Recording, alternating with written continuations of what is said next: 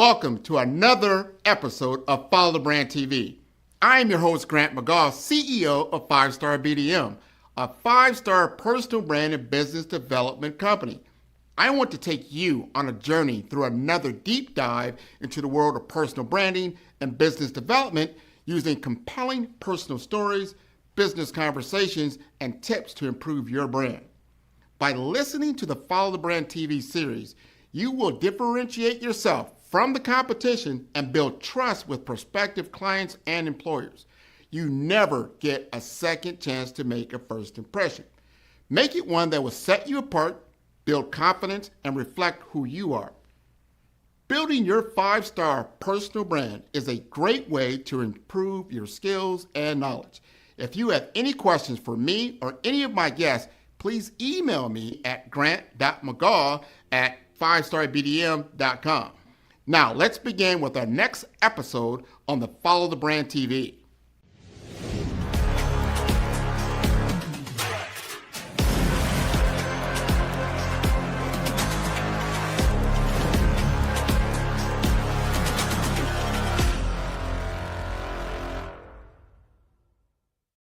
Five-Star BDM, Brand Development Masters, is a professional consulting and advisory group keenly focused on business development services for the small to mid-sized business and entrepreneurs. Although every business is unique, they often share business development challenges that can be addressed through smart branding. Services include process improvement and operations, digital strategy and transformation, business intelligence, digital marketing, and personal branding. Our business and personal branding company has helped a number of professionals and organizations to optimize and grow. This results in more business, more opportunities, better reach, positive outcomes. Visit www.5starbdm.com today to learn more. Are we building a workforce strategy, or are we just buying a tool? This is the question that sits at the heart of every conversation about artificial intelligence today. For many organizations, the focus has been on the technology itself, but the real challenge is much deeper. It is not about the latest software or the most powerful algorithm. It is about leadership. Most organizations are asking the wrong question about artificial intelligence, not because they lack intelligence or vision, but because nobody told them the question had changed. Grant McGaugh, CEO and founder of 5-Star BDM, puts it simply: the conversation has shifted. Artificial intelligence is no longer just about machines that create things. As Michael Fauscette, founder and CEO of Ariane Research, explains, we moved from machines that create things to machines that do things. That is a completely different kind of thought process. Every enterprise pilot that has ever failed did not fail because of the technology. It failed because of people. The real obstacles are not technical limitations, but human ones. Leadership, communication, and vision are what determine whether artificial intelligence initiatives succeed or stall. The technology is ready. The question is whether leaders are prepared to guide their teams through the change. As Michael Fauscette points out, it's more of a change management issue than anything. If you say we're building a hybrid workforce and nobody's losing their job, you'd have much better adoption. The real work is not in the code, but in the culture. Change management, not computing power, is what drives successful adoption of agentic artificial intelligence. Agentic artificial intelligence is not a technology investment. It is a workforce strategy. There is a difference. The difference is everything. Organizations that understand this distinction will be the ones that thrive. Those that do not will struggle, no matter how advanced their tools may be. Michael Fauscette has advised Fortune 500 companies through this exact transition. With 35 years in the engine room of enterprise technology, his insights will change how you think about what you are actually building. Listen to the full conversation on the Follow the Brand podcast. Agentic AI is not a technology problem. It's a leadership problem. Available now on all platforms and at 5starbdm.com. Welcome back to the Follow Brand Podcast, where we talk with leaders who are shaping what's next before it becomes the obvious. And today's conversation is one I've been generally looking forward to because we're going to cut through the noise around AI and get very real about what's actually happening inside enterprises right now. Now, my guest is Michael. I'll let him introduce himself. He is a top 10 agentic AI thought leader, an author of Building the Digital Workforce, and founder and CEO of Ariane Research. And I want to highly recommend his podcast as well. And I'll let him explain exactly what that is all about. Now, Michael, he has spent over 3 decades inside the engine room of enterprise technology, advising boards, leading analyst teams, scaling startups, and helping organizations understand not just what technology can do, but how it actually changes the way work gets done. So if you're hearing terms like agentic AI, digital workforce, autonomous systems, and wondering what is real and what's premature and what leaders should be doing right now, this episode is for you. So Michael, welcome to the Follow Brand Podcast, and I'd like for you to go ahead and introduce yourself. Sure. Well, thanks, Grant. That made me sound really good. I'm kind of impressed with myself at this point. No, thanks. So I've been working on my current current endeavor, I guess, for about 4.5 years, Ariane Research. But before that, I was the chief research officer at a startup called G2, which you may have heard of. It's basically a software marketplace and research, crowdsourced research. And before that, at IDC. For 10 years, I ran the enterprise application group there, research around all the enterprise apps categories. And then I'm an industry guy. I was at PeopleSoft, at Autodesk, did a bunch of startups across everything from XML to some healthcare type, process systems. So pretty broad background. I'm an ex-naval officer, so I got into tech there. I was a liberal arts musician and photographer that went in the Navy, and they went, "You'd be a great engineer," and I went, "I don't know what you mean, but okay, I guess," and ended up here, and so the podcast, well, I guess the Ariane Research, I originally focused a lot on customer experience, but of course the world shifted and I'd always had an interest in AI. So when generative AI came out, we started really looking at the way that meshed together between enterprise apps and AI, generative, and then into agentic. And the podcast, Disambiguation, we just started season 4 actually this week. So it's been around for a few years, and we really try to dig into agentic AI and AI topics and look at actual use cases and real world stories from people that are either building it or using it. And so, interesting conversations. It's pretty much the same format that you use, just a nice casual conversation about whatever is hot at the moment and interesting. Well, this is very hot, very interesting. I mean, you just recapped a 35-year history of what you've been doing. And I know from your vantage point about agentic AI, here's the deal right now. Like my first question of the day, is this hype or is this real transformation? Can we take an autonomous, I would call robot for the most part, you talk about robot, autonomous systems and things of that nature, and then let it loose in the wild into your business, and you're expecting a certain outcome. Is that hype on your world, or is this something that really can take shape? Sure. I'll give you the typical and very well tried and true analyst answer: yes, but. So what I mean really is that, we saw this evolution from generative. So a thing that is intelligent and creates content, however, with not a lot of guardrails. And so, you started to hear things like hallucinations and it made stuff up and blah, blah, whatever. And that engine's excellent though, very powerful, but really it generates stuff. I mean, that's what it's for, right? It can generate a video, it can generate a report, a blog post, whatever.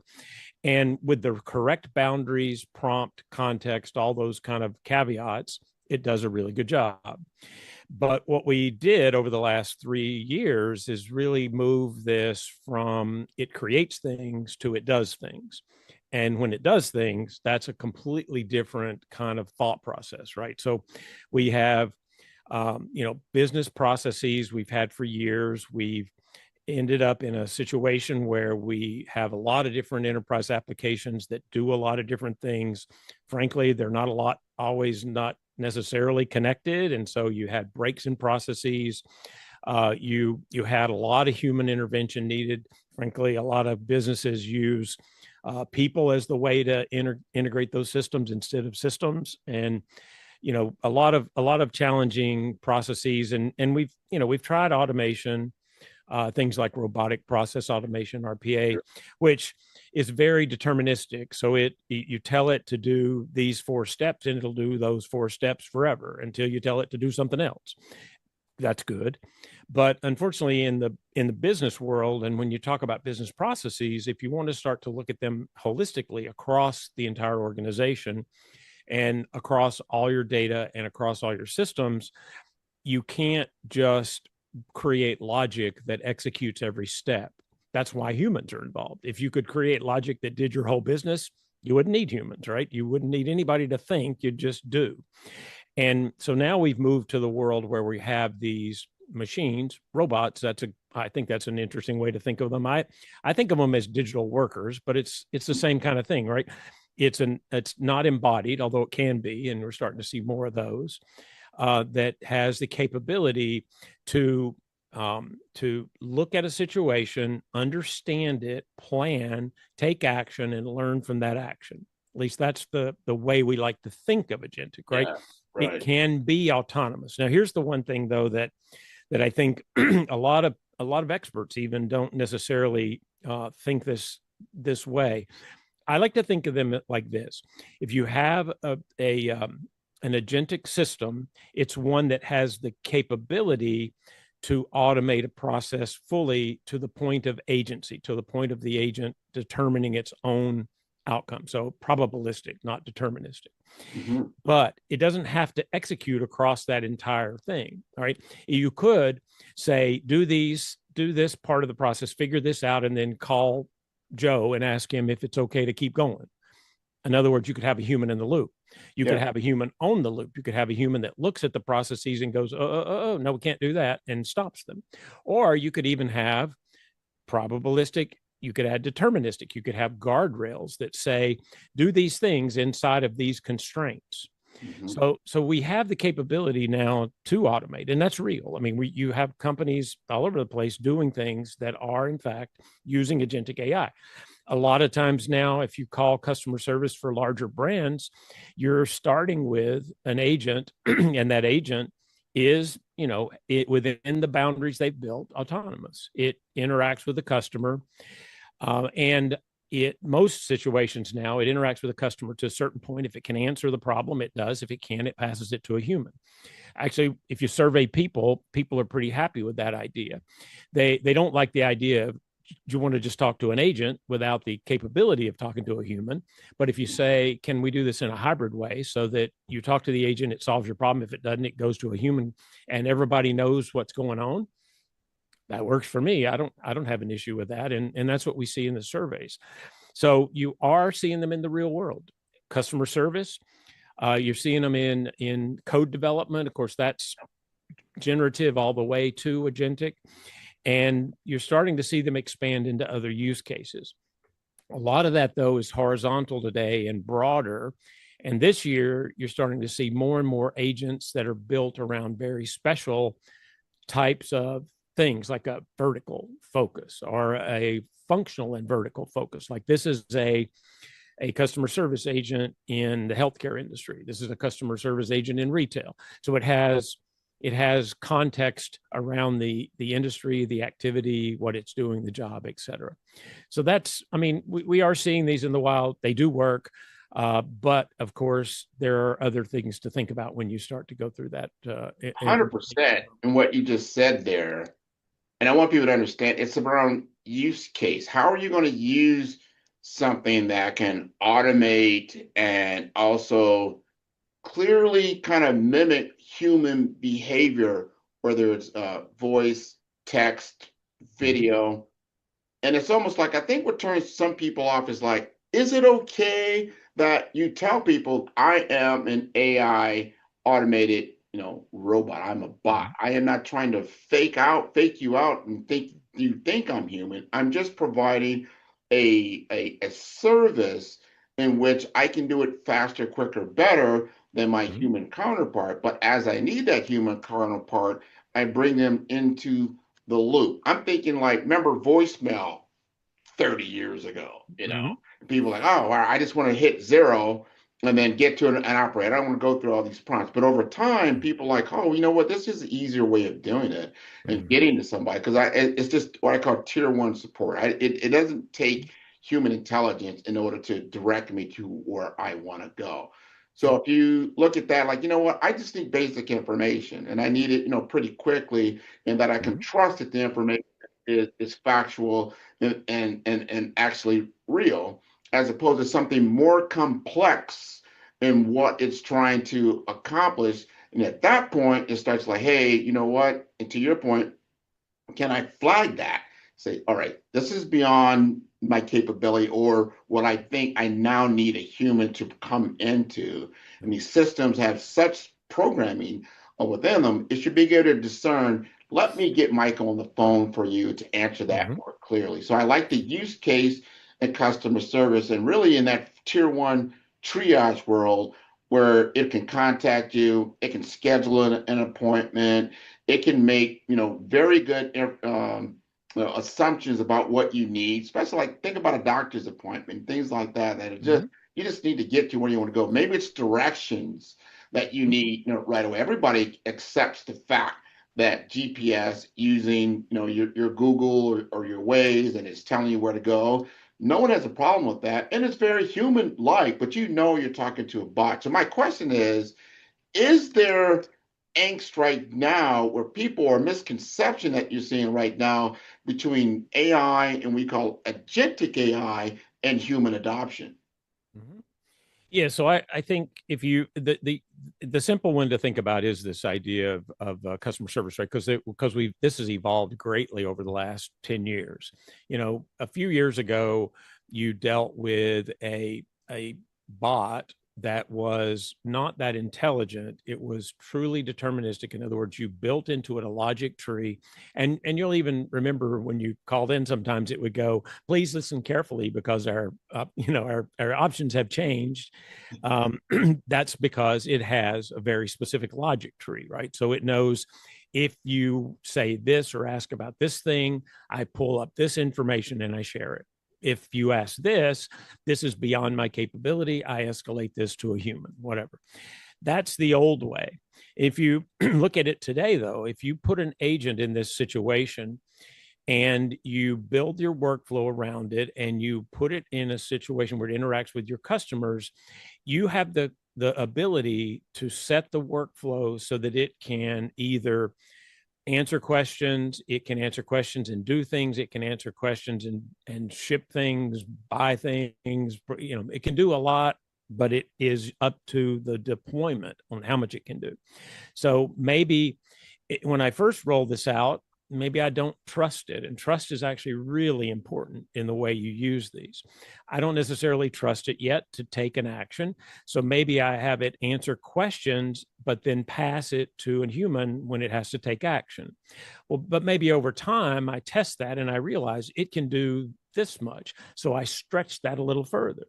So over time, I build a trust layer in with this agent to do certain things, and I allow it more autonomy as it progresses in its capabilities, and we progress in our sophistication and our ability to trust it and understand that it can actually do those things that we want it to do, with guardrails, with the right information, with all these other caveats to it. But you can do that over time, and that applies to almost any business process.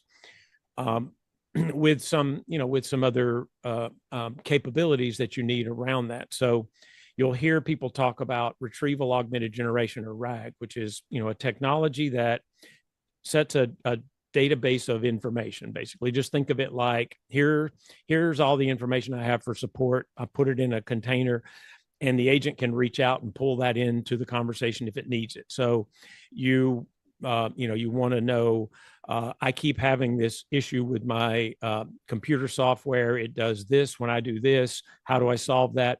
The agent goes, I can solve that. It goes out to the retrieval. It pulls the information in and it shares that with the customer. So it solved the problem because it has access. It has context. Context is actually really important.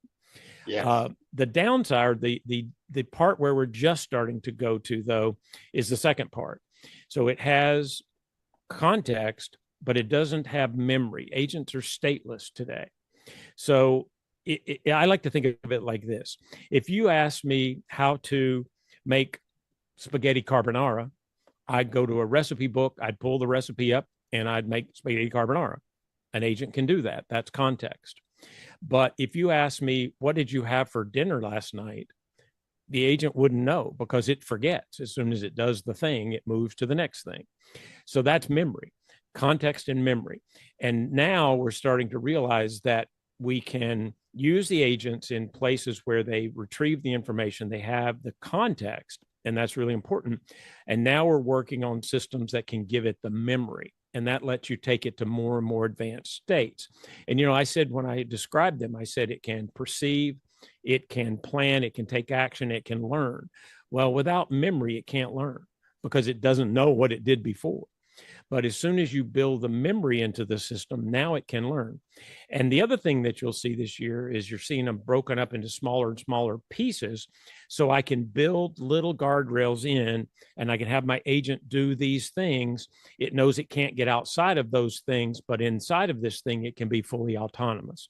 It has context, and it now would have memory, and it can learn, and it can perform in specific ways inside of that use case, that whether it's vertical or functional or whatever, right? You bring up a good point because it appears right now people utilizing large language models, generative AI, ChatGPT, Claude, Perplexity, Gemini, and it appears to have memory. You would ask it something and it'd say like, all right, it seemed like it's pulling data from yesterday, the day before, and it's presenting you with that information. Are you telling me that it really doesn't remember? It's just pulling additional data real time to its application and presenting that information, but it really doesn't remember. I think that's an important point. Well, so think of it this way. If I'm talking about publicly available chatbots, they have the capability to have context, and those context windows get bigger and bigger. So for instance, let's say, in fact, I just did an exercise this morning using my, using one of the, Claude, using Entropic's Claude, right? So I had uploaded a copy of an ebook that I published a few weeks ago. It's a readiness assessment for agentic AI. It's useful as a bunch of questionnaires and score sheets and that sort of thing. Well, I wanted to build a little executive level one that I could put on my website so you could come to it and you can fill it out yourself and see kind of what's my state? How good am I today at this? Do I have all the things I need? So I uploaded the ebook into its context window, so it knows the ebook now. And then I gave it a very detailed prompt of what I wanted. I want to use it for this. I want it to have these things. I want it to take about 10 minutes. I want it to be targeted towards this level, very long prompt. So I prompted it correctly and I gave it the context to answer that question. It did it accurately, did it quickly, did exactly what I wanted, actually. And I may edit 2 or 3 things in there and add a couple things, whatever. But in general, save me a week's worth of work, maybe 2 weeks worth of work, to be honest. That's the way those public chatbots work. In the enterprise, it's a different thing. And this is where I think people get a little bit mixed up with this because we talk about Claude, ChatGPT, Gemini, all those things a lot. They're great. I use them all the time, right? They're really good. But what it doesn't do is necessarily solve your enterprise problem. Now, the language model underneath that could be a key component to building an agentic system, but it's not the agentic system. That system is a platform that sits on top of the language model, and it has access to your business information. That's that context that I said, that retrieval augmented generation. Basically, I like to think of it like you put a book into the retrieval augmented RAG system. It shreds the book into pieces into a database, and then it gives the agent the capability to reach into that database and pull those pieces out when it needs it. That's good. Could be bad though, because it only uses, you prompt it, or it's prompted by the interaction, and it reaches in and it gets the thing that fits the prompt as good as it can. So that's where you have these kind of concerns, right? So I ask it a question about a policy, HR policy, and I wanted it to use the 2024 policy, but I didn't say that. And it goes into the database, but the one that matches its keywords is the 2022 policy. So it pulls that out, it answers your question with great authority and goes on. That's the danger, right? So it needs the guardrail. It needs that deterministic piece that says, use the policy that is the latest date every time. Okay, now it's an enterprise system because it won't give you inaccurate information because it goes 2024 is later than 2022. When you use the 2024 policy, answers your question. Good. So that's the difference. Enterprise has more guardrails, has more control, has more specifics, has more context, has more memory, and we're building the system more and more to include more memory so that it will, in fact, have the capability to go, I did this 2 days ago and it didn't work. I won't do that again. Yeah. And it goes and does it a different way. And it learns from that. That worked. I'm going to do that the next time. That's what an enterprise system is. This is interesting because that's a very good distinction when it comes to enterprise applications. And now it's not using public, it's public and private, right? So you're talking about private data and understanding what is that data consist of. Your data warehouse, whatever you have there, is it good data? Because it does not know if it's good or bad. Like you said, it doesn't know if it just knows it's data, right? It's data. It's going to pull that information and it's going to perform the activity that you have prescribed it to do. So you've got to really make sure that you bring up a really good point that I want our audience to lean in on. That agentic AI and is utilizing your data. It's not just going out to the internet, scraping the information and bringing it back. That's the LLM portion of it, but then agentic is more inside your enterprise, and it's getting that information out. This is, that's a huge differentiator because I think there are some misunderstanding about that. You talk about your, deploying a digital workforce. How good is the data that you're going to be utilizing that the agentic application is going to pull from and actually be available so that you get into these use cases around agentic AI and look at the education and credibility around it and then model assessment. Now, you've developed these readiness assessments and you got some, maturity markers. I think I'm really talking about maturity. And my question is, why do so many organizations stall after these pilots, even with great technology? Well, so there's a couple issues there. One is that it's not a technology problem. Like, back in the 90s, I was working at PeopleSoft doing implementations of large enterprise systems. And guess what the biggest problem was with adopting an old line enterprise system? It was the people, not the technology. The technology did whatever you told it to do. The people, though, did what they knew how to do. I give you an example. I was working in one implementation in the mid 90s. And was leading the project, and we went in. We talked to this person about changing their business process, and they, I said, "What do you do today?" And they took me through what they did today. It was basically a simple mainframe kind of based system where they filled out these forms and did this, filled in this field, blah blah blah, whatever, hit enter. And I said, "Okay, so we're going to design it around this. That's all you do, right?" And then they looked at me and they went, "Well, no, that's not all I do. So I actually also put it over here in this system." So they put it in two systems. Okay, well, that's okay. And then I go, "Okay, cool. Then we're going to model that in this." And then they go, no, we also actually put it in this paper ledger. I'm like, why? Well, because the system fails sometimes. So my point is the change was harder than the system. The system could do everything they wanted. Both of those systems could. And the new one we had would do the same thing. But this person didn't trust it. So they did 3 or 4 backups to the thing because they didn't trust it. And the same thing's true with the systems today. As you roll these out, it's more of a change management issue than anything. And there's so much hype today around, ooh, the agents are coming to take your job.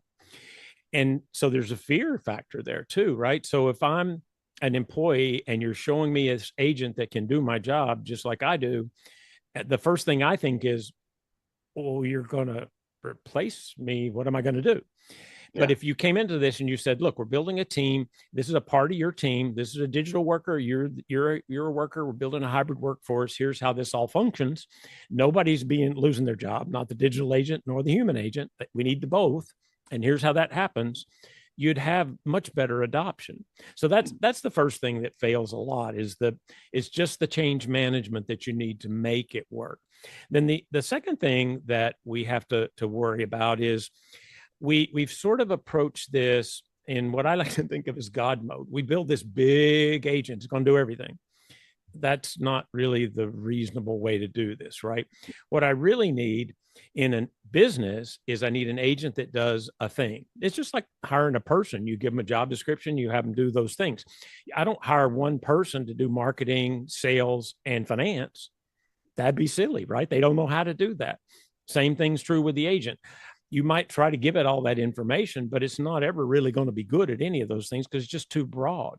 But if I broke that up, I could, and especially if I broke it up by job function and by industry, I could give that agent really specific information that it could work from. I could also build guardrails into it so that it worked inside of the box I wanted it to be in. It automates and it can have agency inside its box. It can't get outside the box. Now, you mentioned data. Data is absolutely key, but there's a second part of data that you have to think about too when you're doing this, and that is first of all, I got to fix the fact that most of my data is all fragmented and not very good quality. So that's also an agentic problem, and I can have some automation to help me with that and whatever. But the other part of that is I need that data to be inside I need it to be the relevant piece inside of that function that I need for it to do. And I need it to have access to that data. So it has to have tools to have access. We're using things like MCP, which is like an integration standard. We also want that agent to be able to work with other agents. So now it has to have a collaboration framework to work inside of it as well. So it has to have, A to A is one standard, but there's several. So the agents have to work together. And then I also want it to work with humans. So I have to have a collaboration system that works with the humans to the agent to the human, the agent to the agent, and human to human, I guess, too, right? So all those things, I need all of those pieces in place for it to function correctly. So I guess that sounds complex. It's not really as complex as it sounds, but it's specific. Just like implementing any system would be specific, it has certain things you need to do. And when we first started into this, we built platforms to build agents, and we let the humans in the process control kind of level of trust and how much it could do and that sort of thing. But it didn't really, those early systems that were agentic didn't have a good, strong set of guardrails. And so you saw, like, I'll give you a good example. Salesforce is a company that's done a lot in this, right? They built an agent platform they rolled out a couple of years ago. It's evolved. Well, at Dreamforce this year, all of a sudden they announced something that is a scripting language that lets you put guardrails around it. And why do I want that? Well, data. So if I don't have specific guardrails, the agent it has autonomy. It can do what it wants. Let's say it looks at this and it goes, I want to do some marketing. I bet if I pull Grant's profile up, oh, look, Grant told me these 4 things last week. That'd be a great case study to put out into the public. It builds it. It's beautiful. It puts it out into the public, except that's private information. It didn't have the authority to do. I want it to have guardrails so that it can't do that, right? That's a thing. I don't want it to publish your information without permission. Mm-hmm. Simple. So I need the capability to do both. I need autonomy, and I need the ability to limit autonomy in the right situation. I think this is, I'm glad you're touching on these points. I want people to really understand that you start to move from different ways of thinking, from applications to workflow and workflow automation and workflow centric applications that are really critical, and understanding the difference and how you got to start thinking about these things. Because you've talked about agentic AI operations or AI ops, what I think you're talking about now, Yep. and how all that has to look. What does it look like from an autonomy world, the governance section, and bring this in just like you said, an employee, and Yep. setting it to work, but then setting it into the team. I think there is too much buzz around, it's replacing everybody. Like, no, because I think personally, if you're going to be replaced by a machine, you got to really look at what is it that you're doing. Yeah. And that's very, very important. But as we move forward, and as you start thinking 3 to 5 years from now, here's my question for you. What does a high performing digital workforce actually look like inside an enterprise? Well, I think if I take this kind of in building blocks, I think that businesses start to realize and build out and understand they have to automate a high quality integrated data layer inside their business that captures everything they need to run their business. So all that data consolidated together, not fragmented like it is today. So the CRM data and the financial data, it's all in the same data layer, right? All those things are together. That's the first thing. The next thing is I need inside of that, I need a agentic orchestration and governance layer. So I need an agentic platform that has governance built into it, and it has access to the data, and it has the capability to build and deploy agents that are based on each specific thing I want it to do. So that data layer, agentic platform with orchestration and governance, and then atop that, I need those agents, and I need them to have access through the system. So I'm not throwing away my enterprise systems, but I'm taking them back a layer. So the agents start to become my way of interacting with those systems. And then above that, I have a collaboration layer. So I have a way for humans and agents to work together, whether it's agent to agent, agent to human, human to agent, human to human. So, think of it like data, enterprise apps that do things that are behind the scenes, agents in platforms, the agents themselves and how you interact with them, and a way for you to work with them and your people and your agents and all of those things together. That's the whole system. And inside of that, it has context. So it has all the data that I have in my business. And I've solved the memory. The stateless problem becomes different, right? It becomes a system that remembers everything that it does. That's a part of governance. That's also a part of autonomy. The more it can remember and learn, the better that autonomous system gets. I have all those things incorporated into that platform so that my whole business becomes this workforce platform that enables my humans and my digital workers to do what I want them to do inside of the boundaries of those definitions that I put into the system. So with that said, and then the reason why you would do this is because you want to have a better outcome. You should be more profitable. It should be a better business. You should be going from the horse and buggy to the horseless carriage, so to speak. If you were explaining this to a board of directors and the C-suite, like, okay, you talked a lot of technical terms. Why would I want to invest in this? And why should I invest in this? Because it seems the world definitely is on this AI train. But help me understand what I gain by deploying agentic AI. Well, the thing about it, I think you have to put it back into business context. And I love to talk about the stuff we can do. It's exciting. I love it. I'm a nerd. I can't help it. But the truth is, what should it do? Well, it should help you do things more efficiently, quicker, with more accuracy. And so what does that mean? It means I could perhaps build my revenue process so that it generates more revenue because it follows up faster, it interacts more effectively, it brings humans in when it needs to. In other words, my sales development reps become agents, but my salespeople use those agents to build out their pipeline, and then they close the deal because I've got a collaborative effort. I increase revenue. I go back into the back office and I go, look, instead of closing the books in 2 weeks, I can close the books in an hour and a half. Okay, it didn't eliminate the agents nor the humans, and you need both. But now I can do it in a fraction of the time so that those humans can go do other things that add more value to my business. And I have a more accurate, auditable outcome from my monthly close or my annual close or whatever.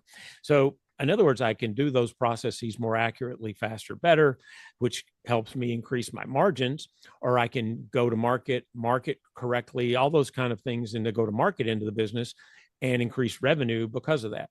And then there's the last thing, your competitors are doing it. So in the end, if I'm on the board, I've got to think, okay, well, I don't, I could be a leader, I can be a fast follower, but I certainly don't want to be a laggard, because I'm going to miss the opportunity to increase market share, to increase revenue, to build a more effective, better business without having that hybrid workforce. Because the hybrid workforce is just simply better at executing my business. And the more I can build out those capabilities across the business, the more effective it is, the better it is, the more revenue, the better margins, et cetera. I think you're absolutely accurate in your statement and understanding. First, we got to get our mindset around this and how to deploy. Where does it go? Because it doesn't just go everywhere, to your point. And you do need an expert. Don't think you can just take I don't believe you can take your current IT team, let's say, because this is not really a technical problem. There's technical components to it. But you got to look at everything that's involved and then start looking at the low-hanging fruit. What can we automate today that is a friction point in our business that's going to help, number one, our customers to do things better, how they're going to come to us as opposed to my competition. So there's a lot of mindset you got to look at, and then evaluate your skill set. To your point, you got to evaluate, what do I have in house today, and what can I do with them, and then what can I do to bring something in. And those are those tool sets. What are the tool sets that are going to be there? Because right now you hear out there in the world, like, there's a lot of AI projects that have failed, but this is just the beginning. You got to start looking at, and I always look at time. It's cyclical, right? I brought up voicemail. I remember voicemail first came out here. People did not like it. They really didn't. Now it's an archaic tool. Nobody likes voice. It's like getting the voicemail is just not. They don't look at it as being innovative at all, right? However, if you start getting a bot that can interact with you and then now can seamlessly put together exactly what you want to do to get interaction done, whether it's scheduling appointments, sending out emails, doing some of the blocking and tackling that takes a lot of the tedious work. And to your point, speed everything up to a point where you can slow everything down and start doing the things that really create business impact. I like that. So, Michael, I want to thank you again for being on the show. And if you could leave us just with one more thing, what would you like to bring us? Number one, how to contact you. Number one, tell us about Ariane Research and how to bring you in, because you sound like an expert that can actually help me run my business. Sure. Well, I mean, you mentioned the Building the Digital Workforce book, and that's really the context of how we've laid out how we look at this, how you build the strategy, how you go through these things. It's a good asset, and it's something you can find on Amazon. As far as the business itself, we work with a lot of companies. We work with the providers, so we understand the systems, and then we also work with companies that are using those systems or deploying those systems. So across that, it is very useful to have outside people who understand the way the business works and can learn how your processes work, and then tie that together with a strategy that says, here's how you build the digital workforce piece, here's your human workforce, and here's how the hybrid workforce goes forward together so that it can, be more effective for your business. Now, ArianeResearch.com, of course. And then I'd also offer the Disambiguation podcast. If you check that out, we talked to a lot of really interesting people. I already have a dozen or so interviews set up for this year's season that we're starting this week to record. Going to be some really interesting conversations, everything from, consumer kind of issues around dealing with grief. That's a fun topic that we have, worked out as a companion, all the way down to the business piece of how do I solve this kind of problem with this sort of agent system? What are the limitations today? What's it going to look like in the future? All those kind of detailed things. So we go across the gamut on the podcast as well. So good stuff. Really, Grant, thanks for having us too. I really appreciate the opportunity.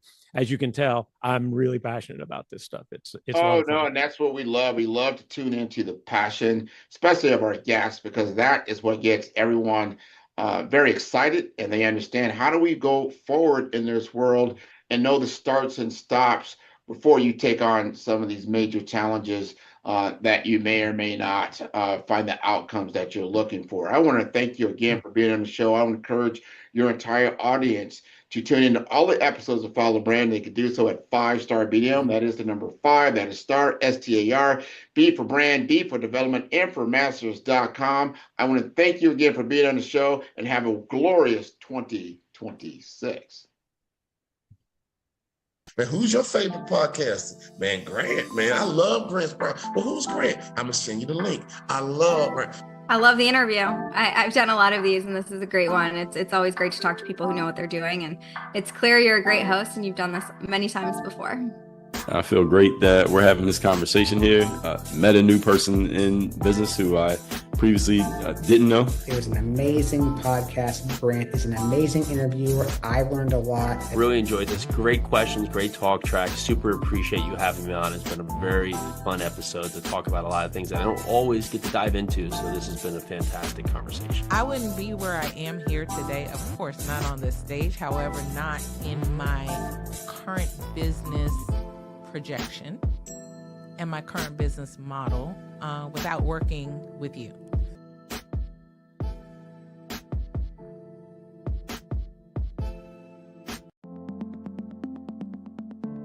The difference between influence and legacy, it's the platform that carries your voice.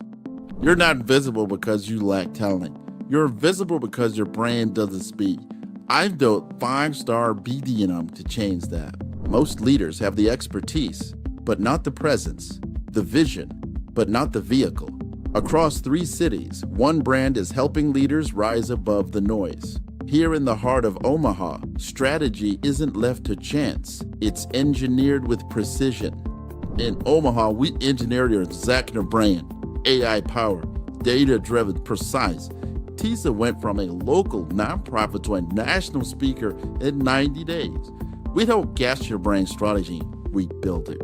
On the shores of St. Croix, your brand takes on depth and meaning, shaped through curated retreats and legacy experiences.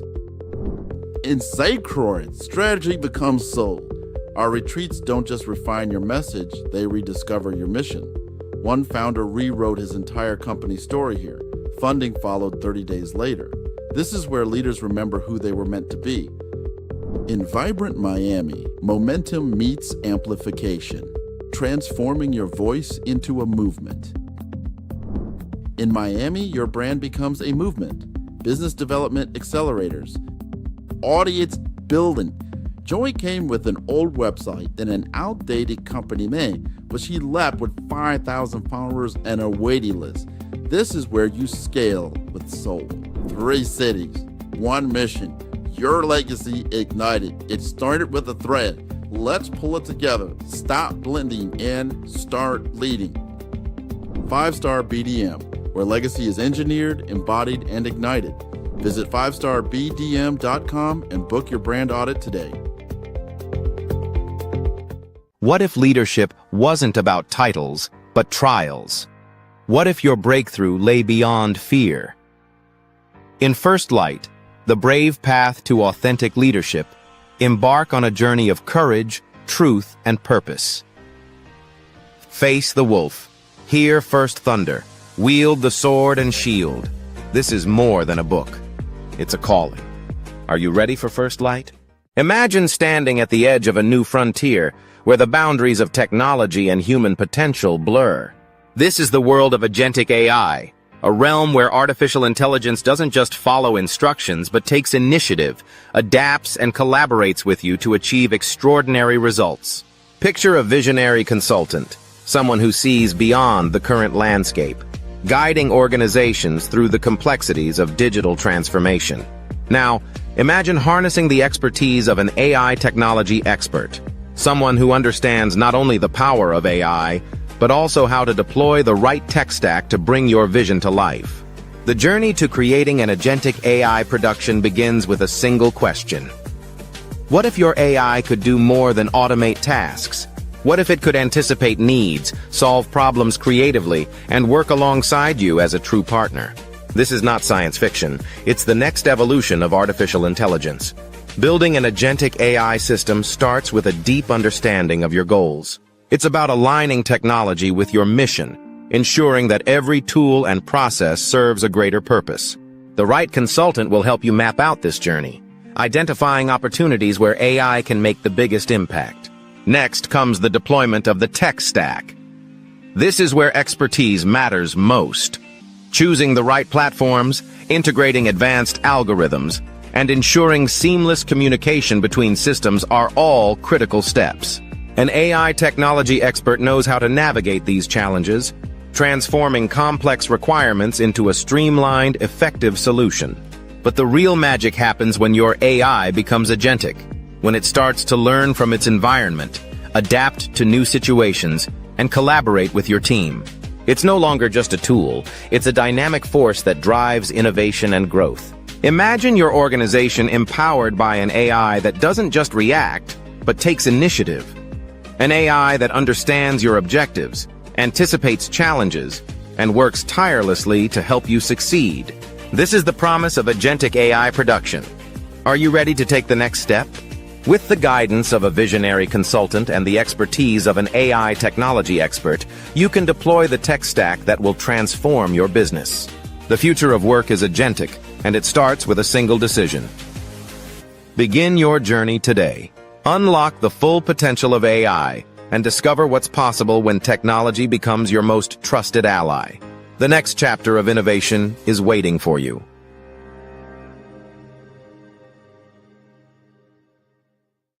What if your brand wasn't just seen but sought after? Imagine your business scaling, thriving, and transforming with the right partner by your side. At 5-Star BDM, we believe every brand has a story, and we're here to help you tell yours. Our signature Brave Blueprint is the foundation of everything we do. It starts with branding that reflects your unique story. We build relationships that expand your influence. Our approachability connects you with your audience. We focus on value creation that drives measurable results. Finally, execution turns your vision into reality. Whether you're an entrepreneur, a small business owner, or an emerging leader, our strategies are designed to help you stand out and achieve real results. Hear from those who have transformed with us. A healthcare entrepreneur shared, "With 5-Star BDM, I raised over $1 million in funding and built a brand that investors trust." A tech startup founder noted, "Their AI solutions transform my operations, doubling our efficiency in just 6 months." A retail leader said, "From a rebranded website to global PR, 5-Star BDM helped me triple my online visibility." With over 188 episodes of the Follow the Brand podcast and exclusive workshops, we're not just building businesses, we're inspiring leaders. We offer a comprehensive suite of services from branding to business development, public relations to cutting-edge technology. 5-Star BDM is more than a partner. We're your path to growth, visibility, and transformation. Ready to build, scale, and transform? Take the first step today. Visit www.5starbdm.com or schedule your free consultation. Call us today and empower your business with 5-Star BDM. If your brand message isn't clear, your audience can't trust you, and your business feels the impact. That's why we created Sentinel, the guided experience inside 5-Star BDM that transforms brand uncertainty into a clear plan. It all begins with the Brave Maturity Assessment. In just minutes, you'll see exactly where you stand across the 5 drivers of brand authority and spot where trust is leaking. Sentinel gives you your scores, highlights your strengths, and pinpoints your biggest gaps, plus the one priority to move forward. Then, it builds your brand authority blueprint, your positioning, message pillars, and next 3 moves to boost visibility and earn attention. Refine everything by voice or text so your message stays authentic. Start your brave assessment and get your results today.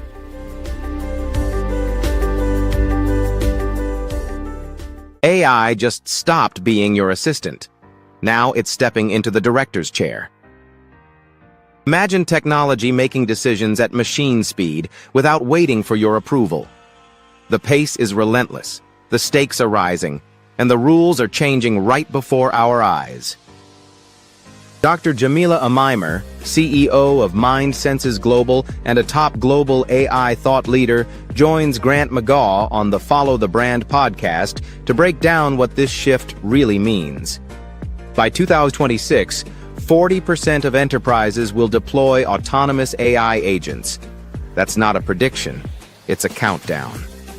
Leaders everywhere are scrambling to build guardrails for technology that won't wait for permission. When AI becomes an actor, everything changes. Your operating model, your risk exposure, your competitive edge. The difference between chaos and order could come down to how you respond. But there's a hidden cost most leaders miss: the human cost of purpose displacement. As AI takes on more, what happens to the people behind the process? In this episode, discover the 3 shifts leaders are missing: where to allow autonomy and where to hold the line, how to govern decisions made at machine speed, and the brave framework for AI leadership. Dr. Amimer helps Fortune 500s operationalize AI across high-stakes industries. Are you ready to direct the future? Watch the full episode of Follow the Brand podcast with Dr. Jamila and host Grant McGaw.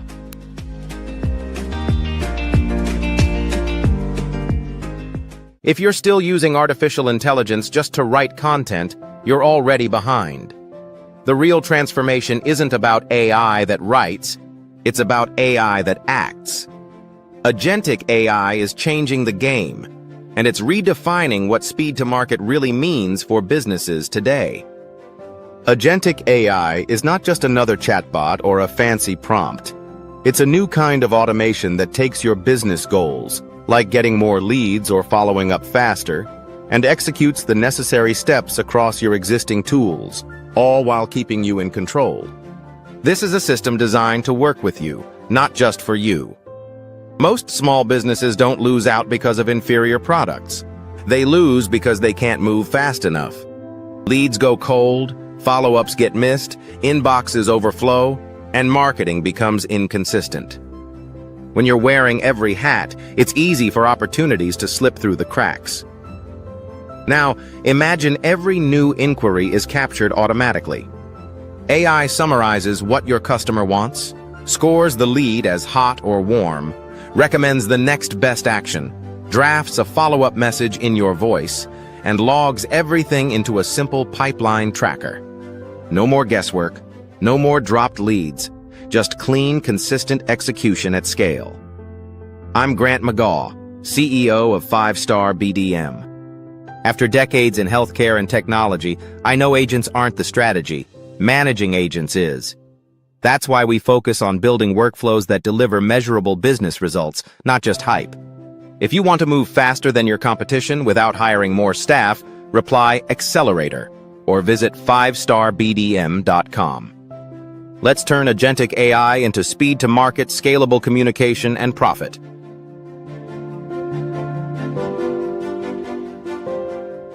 Hey everyone, it's Grant McGaw, CEO of 5-Star BDM and host of the award-winning Follow the Brand podcast and TV series, where I help you to build a 5-star brand that people will follow.